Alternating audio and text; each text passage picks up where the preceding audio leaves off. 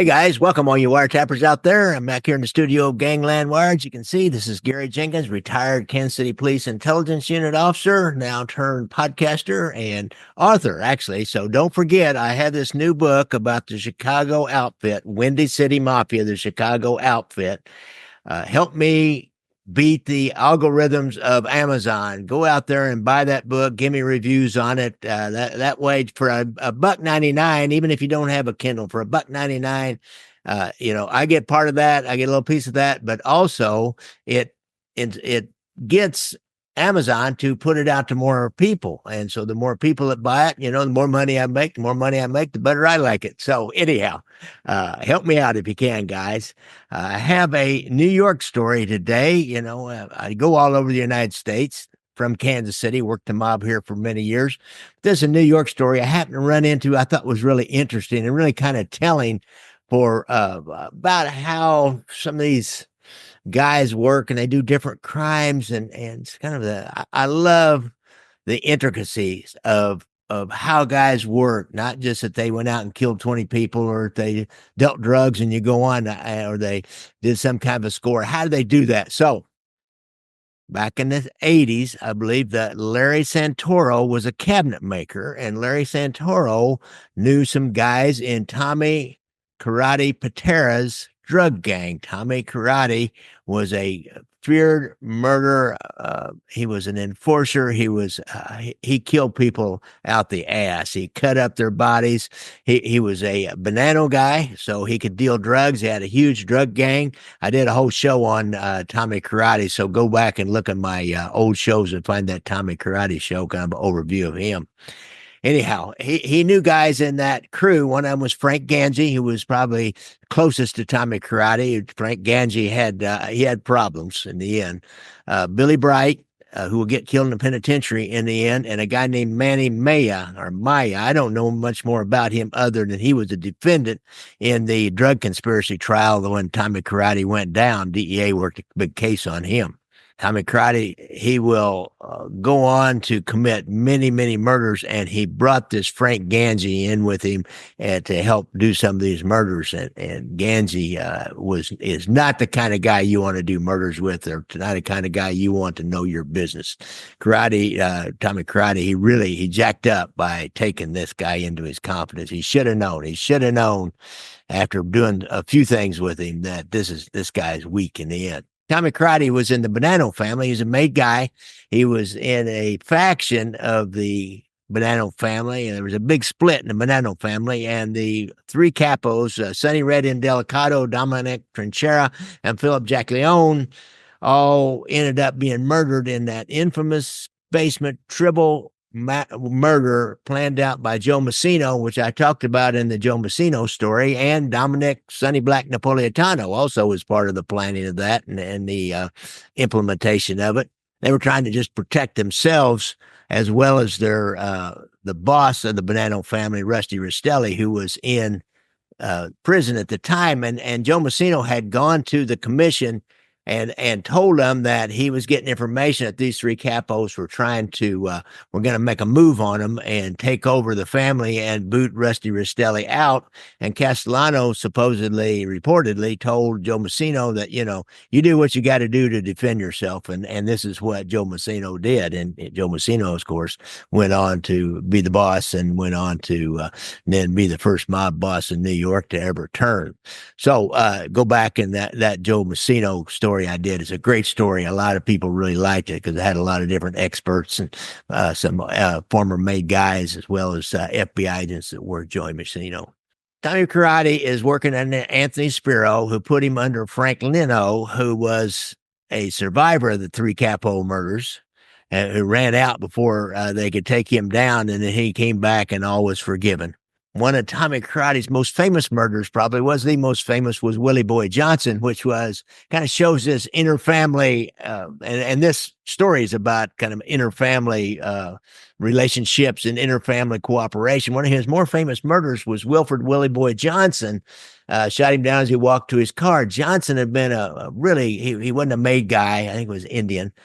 He's been a real close associate of John Gotti. John Gotti liked this guy. He really liked this guy, and been a Gambino associate. And they'd done stuff together since they were kids. Willie Boy had also been a top echelon informant for the FBI for a long time. Slide them little tidbits, not really anything that you're going to make a case on directly, where he'd have to testify. And he'd been doing it for several years. I don't know why.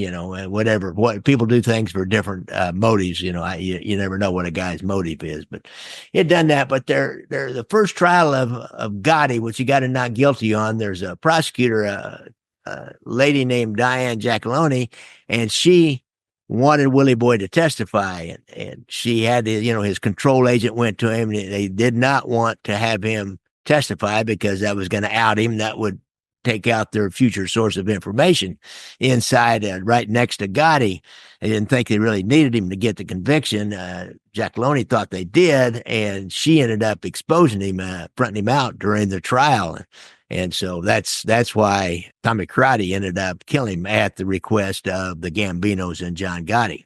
Now, these four guys I mentioned before, Larry Santoro, who was a cabinet maker who set it up, and Manny Maya, who then connected Billy Bright and Frank Gangi to this little scheme, they robbed a Russian jeweler who mainly worked out of his house. Santoro, again, I think I said he was a cabinet maker, and he was involved in a home remodel in the Russian jeweler's house. This was in the Canarsie section of Brooklyn, kind of a solidly upper middle class section in Brooklyn. And their name was Blumenkrantz. It's more of a German name, but Russian Germans, I don't know, Blumenkrantz. And they not only sold a lot of legitimate, really high-end pieces, but they also dealt in stolen jewelry, which, when you're a fence yourself, a lot of fences get robbed by their customers when they know they've got something big, because, the fence is less likely to cooperate with the police if you do get caught. If you do get caught, you may have to give this stuff back depending on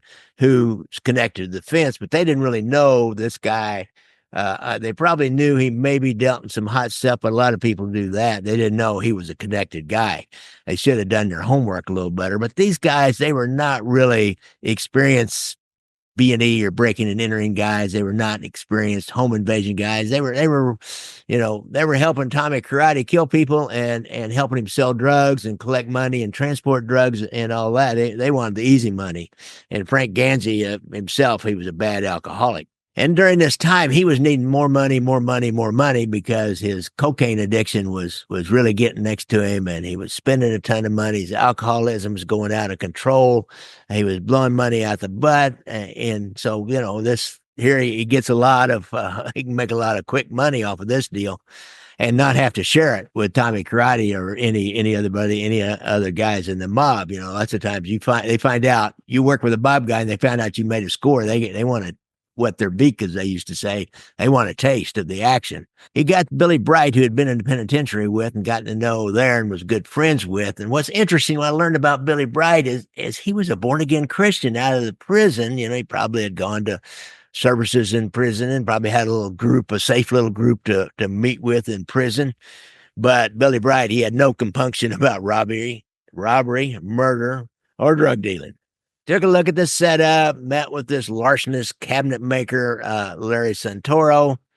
They didn't look very close, but, they looked at it and they said, yeah, we can do that. They thought, from what they saw, that the jeweler's wife would be home alone and there would be a safe with a lot of jewelry, really high-end jewelry in it. The day of the robbery, Billy Bright was holding a cache or a big stash of guns for Tommy Karate Pitera, so he borrowed a couple of guns out of that stash, and they stuck them in their belts and drove the neighborhood and parked down the street, maybe a block or so away, and then walked down the street like they knew what they were doing, and they cut through a backyard and went into the Blumenkrantz home through the back door, and the back door, they found it was unlocked.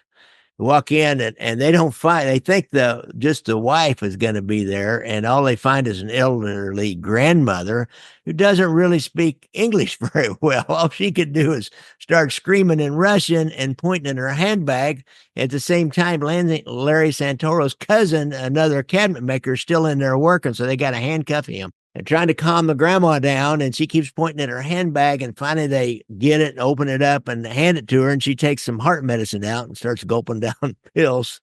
So, it's kind of a out-of-control scene at first, and finally get her calmed down. They start searching around through the house. They're not finding the safe. They're not finding anything. Finally, in a finished basement, they find a bag that's got a lot of high end looking gold jewelry with diamonds and other stones in it, and I think maybe a couple of high end watches. But anyhow, they find what they think is going to be a nice score, and it turned out it was a nice score.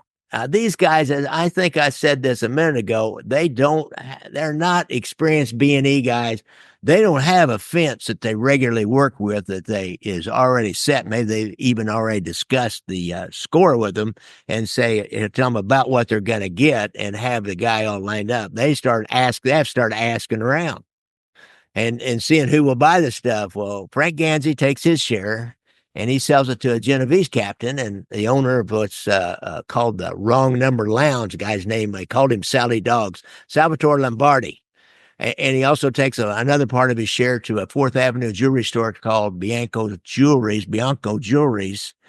store. And more than likely, those guys are connected too. And Sally Dogs, he was a mob drug dealer himself, even though he was in the Genovese family. Bonannos were famous for selling the drugs and seemed to have the ability to sell drugs, but we know, Gambinos were too, and this guy was a Genovese capo. He was too. He took his first hit for manufacturing selling Quaaludes. He went to prison for a long time. I think he maybe died in prison after they caught him on a wiretap. Trafficking heroin, trying to buy a large bunch of heroin. So now, that guy knows that Hank Gangi got this big score and he knows what the pieces are like and what they are. I'm not sure about Billy Bright, what he did with his, but I do know about this one. New York is a huge, vast city, as anybody that's been to New York knows. But the mafia world, and in Kansas City or Chicago or whatever, that's a small world. That's like a small town. And people in small towns, they talk. They frequently associate in different bars. They talk to each other. It's, one's a Genovese guy. If they're not at some war, one of a Genovese guy will meet with a Bonanno guy that they like to drink with, they like to gamble with in the gambling social clubs and gambling joints. They'll do all kinds of stuff together. The stories of big scores get around. These guys, crime is their business. Like policemen, that's our business. So you hear about somebody that did something big time deal. Well, you want to know more about it. You start asking around. Well, somebody does a big score. They start hearing about it. Sally Bugs, Sally Dogs, he told people, hey man, I got some really nice pieces. I got a hell of a deal on this. Here, look at this. You want to buy one of these? Or, the word gets around that this guy has this. And what they didn't know at this time, Capo in the Gambino family, 6'4" Joe Butch was really good friends with this Russian guy. Not only that, Joe Butch's wife had left a very expensive pair of diamond earrings with the Russians, and he wanted those earrings back. But he not only wanted the earrings back, this guy's a mob guy, right? He wants a piece of that caper. He wants a piece of the action. I mean, come on, man. And they're buying it now at $250,000. Now, that didn't mean shit. The jeweler probably told the police and the insurance company it was $250,000 worth. In fact, you might be 10 or 15,000 you might get on the streets off of this stuff, but he wants a piece of this $250,000. These guys, they want to know who did something, where the swag is. Can I make money off of it? Can I maybe rob the thieves? Where is it now? Joe Butch, he's all over this. Capos heard it, lieutenants heard it, soldiers heard it. It was everywhere. So Tommy Karate hears about it too. And he figures out that, it was his guys that did it, but they didn't tell him about it. They didn't ask his permission, which you're supposed to deal a score like that. You should ask Tommy Karate's permission and then shared a piece of the swag with him. Well, then he finds out about the story of Joe Butch Correo and he's a Gambino, and Tommy Karate has long done stuff back and forth with the Gambinos and John Gotti in particular. So they have, as I told you early on, he killed Willie Boy Johnson for John Gotti. So he likes to stay in with the Gambinos and getting points with them. So, he goes to Gambinos and said, okay, here's the deal. These guys did this. They didn't ask my permission. but I am responsible for them and their actions. We need to have a sit down. So they have a sit down over it. And Frank Gangi had a cousin who was a Genovese capo. So he's made guys so he can sit down with Joe Butch and Tommy Karate. The three made guys have a sit down to decide what to do about these associates that got a little, out of their lane, if you will, kind of went off the tracks for a little bit. Joe Butch, he's putting on an act, and Joe Butch is a big guy, and he's a tough guy. He's not a capo. They used to describe him as a war capo. He's a bad man. I had a friend that was in a penitentiary with him. Steve St. John used to walk the track with him at one time, and he agrees. He said this is a kind of a soft spoken, gentlemanly guy, but he could tell. He said this is a bad guy who would do what he needs to do. Ross Gangi, the Genovese guy, explains, this is my cousin, and, we'll get your diamond earrings back, I'm pretty sure. I'm not sure about half the score, and talks about his cousin. He said, now, there's nothing I can do with this guy. He's his own man, and I can't order him to really do anything, and he's been a problem. And he really, what he does, he tells those other two guys, and that's not Pitera, obviously knew it because he'd done a lot of crime with Gangi before. He'd done murders with Gangi, had Gangi's help for murders. But he tells Joe Butch in this meeting that, he's a drunk, he drinks too much, he does too many drugs, I can't do anything with him. And if you think about that, when he says that, he's kind of given his permission, indirectly his permission, you do what you got to do with this guy because we can't do anything with him. Pitera did speak up for him. He said, I'll be responsible here. I'll get what I can and give it to you, Joe Butch. And, by the end, Joe Butch was happy. He accepted that. And, they broke up and went their separate ways. What's kind of interesting is this meeting, the cops were following, the DEA was following a lot of these guys because they were working on Tommy Karate Pitera, and they followed him where this meeting was. They were always curious about what this meeting was, and they found it was really a mafia hotspot. And it was, like you find a hotspot like that nobody knew about before, then you like throw guys on there and you write license plates down for the next, several months and take pictures if you can. They're like, that's like gold, man. Gold mine, find a spot that they're using that they don't think anybody knows about. Pitera, Tommy Karate, will regret saving Frank Gangi because in the end, Frank Gangi, nephew of the Genovese capo, will testify against Tommy Karate Pitera.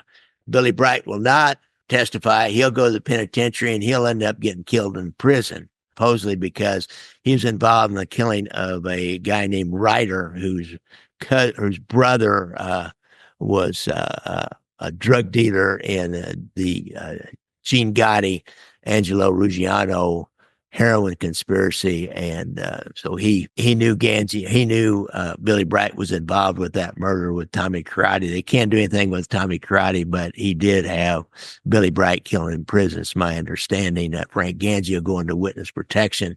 He'll confess to all the murders he was involved with Pitera and all the drug dealing. And what happened, I said this in my Tommy Karate Pitera show, but I remind you what happened with Frank Gangi. He was a bad alcoholic. He was feeling guilty and remorseful about it because they were cutting up bodies. Tommy Karate had like a hot tub or something, and he'd have Gangi come over and strip naked and help him cut up bodies and then take them to this cemetery they had, or a wooded area up in Gravesend and Brooklyn, and bury the bodies with the head separately and cut them up so he could put them in bags and things like that. He was like a real Roy DeMeo kind of guy, a Gemini method kind of a guy. Gangi is, I think he's arrested for DUI. He's in a cell just for the DUI, nothing else. He's feeling guilty and remorseful, and he tells the jailer, hey, call the FBI. Get an FBI agent down there. Tell him who I am. He'll want to talk to me. And so he turned him. That's the story of Frank Gangi, Billy Bright, Larry Santoro, a guy named Manny Maya, who I never did figure out whatever happened to him, other than he went to jail with all the crew that were in the drug conspiracy with Tommy Karate. Get my tongue in front of my eye teeth and can't see what I'm saying. Now, here's a snippet from an interview that Frank Gangi did while he was in witness protection. Actually, went in witness protection for a while. He didn't like it, came back out. He's died since, and he gave an interview to a guy out in Las Vegas who has the Joey Ciccone show. It's on his YouTube channel, so you might get that if you want to listen to the whole interview with Frank Gangi. I just snagged a little bit of it just so you could see, kind of what he had to say and what his voice sounded like.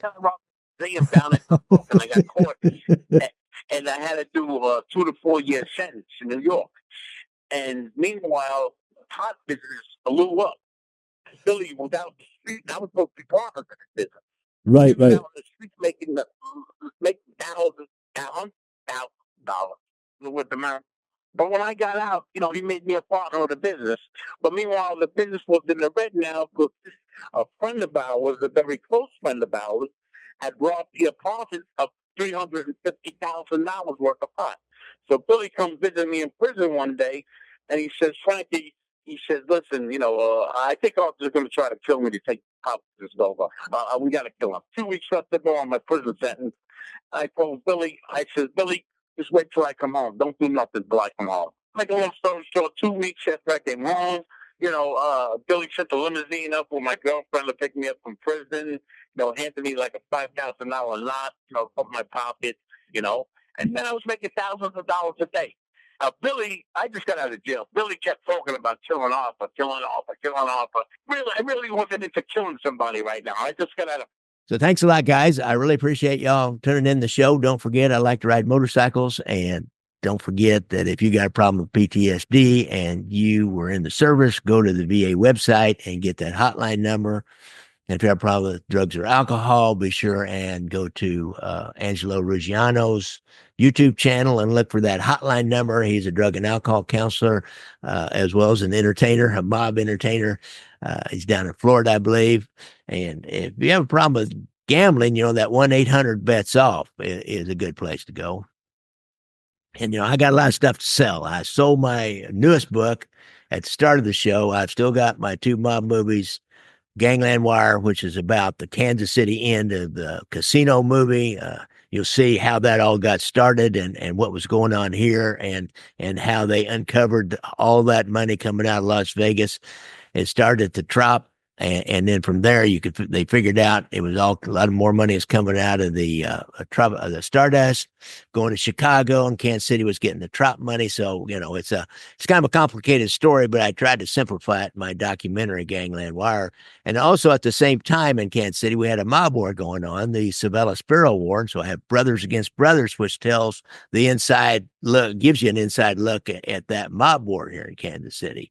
And I have a book too called Leaving Vegas, how FBI wiretaps ended mob domination of Las Vegas casinos. Man, it's a mouthful, isn't it? So I also got that book out there that also tells that story. And if you get the Kindle version, you can click on links in there and hear the actual wiretaps. So I think that's all I got to sell, guys. And I really appreciate you listening in and all your kind comments on my Gangland Wire podcast Facebook group. You have to be either invited or you have to find it and then ask to join and answer the questions, answer that you'll agree to the rules. We've got too many scammers in that thing and had to really clamp down on it. It's a big group. There's a lot of good discussions, a lot of great pictures in there. And my YouTube channel, I got all kinds of comments in there. Keep making those comments, answer questions. I read every one of them. I like those comments. I like answering the questions and interacting with you guys. So thanks a lot, guys. So thanks a lot, guys.